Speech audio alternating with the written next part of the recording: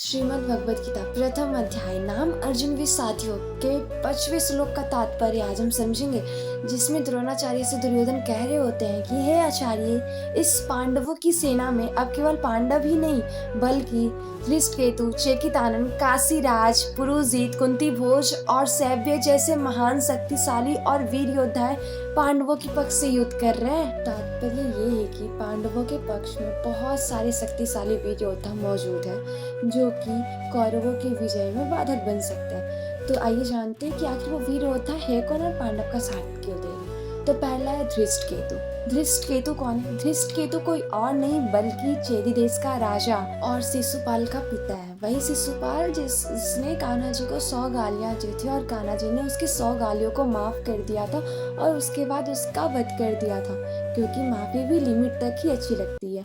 लेकिन उनके जो पिता थे धृष्टकेतु, वो एक धर्मशील राजा थे, इसलिए वो पांडवों का साथ दे रहे थे। दूसरा चेकितानन। चेकितानन कौन है? चेकितानन कोई और नहीं बल्कि मथुरा के निकट किसी गणराज्य का राजा है, लेकिन ये पांडवों के साथ इसलिए है क्योंकि ये कृष्ण जी को बहुत मानता है, उनके दिखाए गए रास्तों पे चलता है, इसलिए पांडवों का साथ दे रहा है।